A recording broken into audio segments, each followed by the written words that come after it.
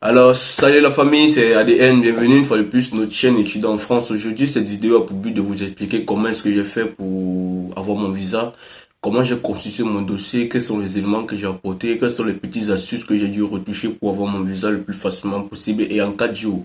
Je vous rappelle que j'ai eu mon visa en 4 jours et ça a été vraiment une très grande surprise pour moi. Donc, j'ai décidé de partager cela avec vous pour que certaines personnes qui ont des préoccupations ne soient pas aussi déboussolées, qui n'aient pas peur.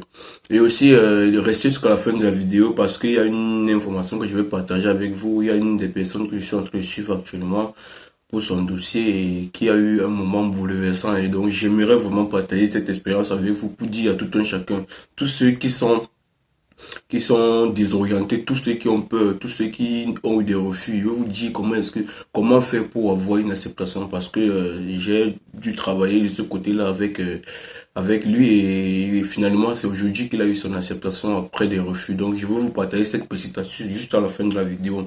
Mais en avant, n'hésitez surtout pas à vous abonner, à partager, à liker, à recommander cela à plusieurs de vos connaissances pour ne rater aucune vidéo à l'avenir car j'ai constaté qu'il y a plusieurs personnes qui apprécient nos vidéos. Donc vous regardez nos vidéos mais vous n'êtes pas abonné. En fait, autant pour moi, vous n'êtes pas abonné. Donc je vous invite à vous abonner à la chaîne, à liker, à activer la cloche de notification pour ne rater aucune vidéo à l'avenir.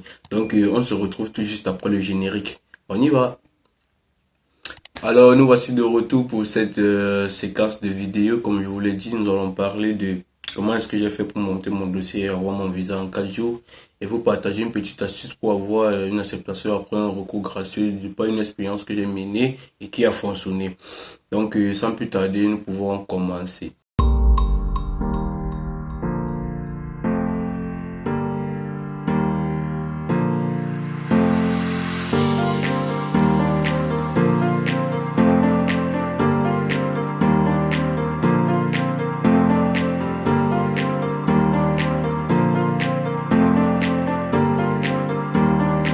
Donc pour monter mon dossier de visa, c'était pas aussi compliqué que ça parce que vu que tu as eu déjà une acceptation, c'est déjà un grand plus.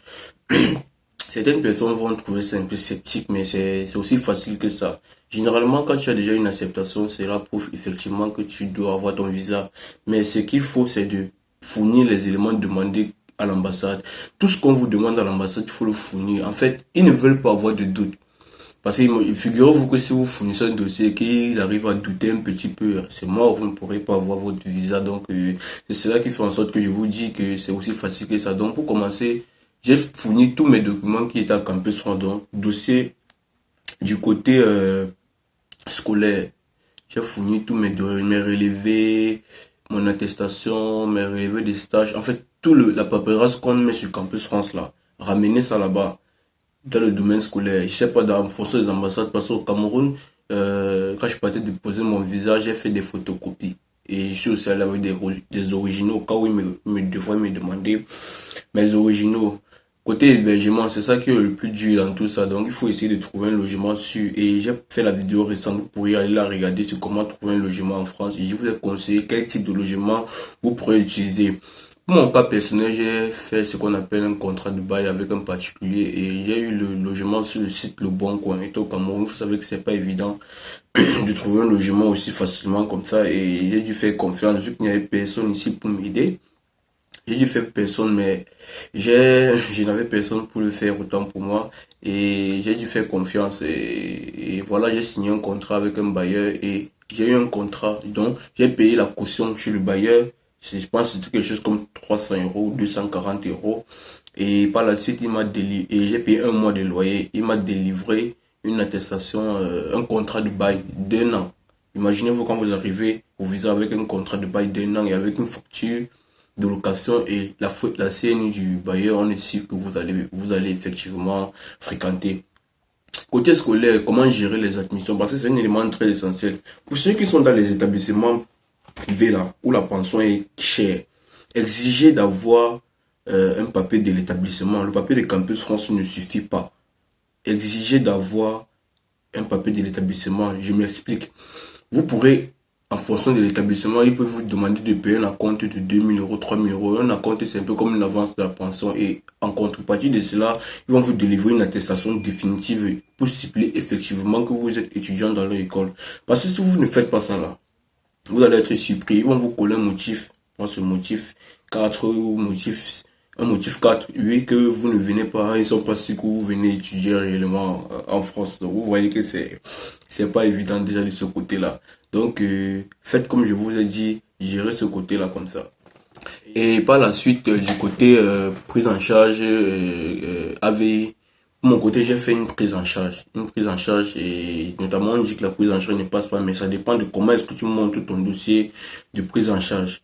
Je vais faire une vidéo pour vous expliquer comment est-ce que j'ai monté mon dossier de prise en charge, et je pense que ça va vous plaire parce qu'il y a plusieurs astuces qui rentrent en jeu.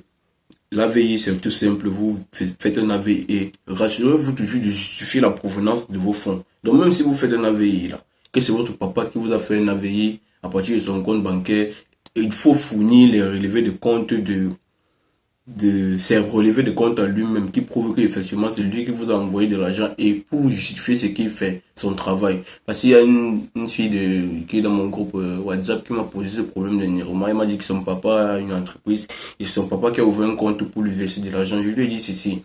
Fournis les documents qui prouvent effectivement que ton papa a une entreprise, dont tu fournis c'est les relevés bancaires de l'entreprise et tout, et tu fournis les preuves effectivement qu'il t'a fait un virement et tu prouves le lien de parenté avec lui en utilisant ton acte de naissance et tout et tout. Pareil pour la prise en charge. Ceux qui veulent faire les prises en charge là, rassurez-vous d'avoir un lien de parenté avec la personne qui vous fait la prise en charge pour éviter des mauvaises surprises.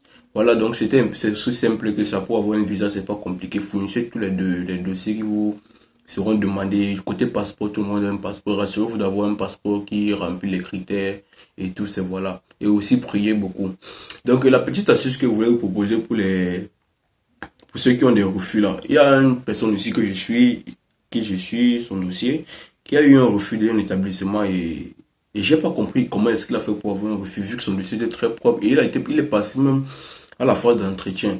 Bon, le motif que l'établissement l'avait donné n'était pas très correct. Je pense que je faisais des séances Zoom ici là pour vous expliquer comment on va faire ça. Il y a certaines personnes qui participaient, il y a certaines personnes qui ne participaient pas. Mais je pense qu'au fur et à mesure, je vais continuer à organiser des séances Zoom pour vous expliquer effectivement comment est-ce que contrecarrer cela. Donc je reviens à ce que je disais. Après cela, j'ai lui ai demandé de rédiger un recours gracieux, hein, comme on avait fait des séances Zoom ensemble. Donc je lui ai demandé de faire des recours gracieux et tout. Il a fait des recours, il a fait un recours gracieux, il m'a envoyé, j'ai vérifié, je lui ai dit à envoie à telle personne, telle personne, telle personne. Et finalement, aujourd'hui, il m'a appelé pour me dire, voilà le mail qu'on m'a envoyé. Et le mail qu'on lui a envoyé, c'est pour dire effectivement que il a reçu et on va lui donner son acceptation. Donc surtout ne vous découragez pas, restez concentrés et restez abonnés à la chaîne pour ne rater aucune vidéo qui viendra à l'avenir parce que toute cette semaine, vu que nous sommes en congé ici actuellement, j'ai un peu de temps pour vous faire assez de vidéos. Donc je vais me rassurer chaque semaine, je vais vous faire un tas de vidéos pour vous expliquer un tas de choses.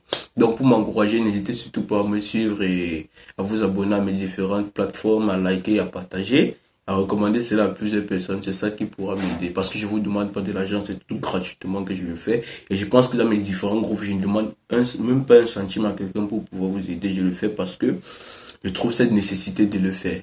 Donc on se retrouve la prochaine fois pour une autre vidéo.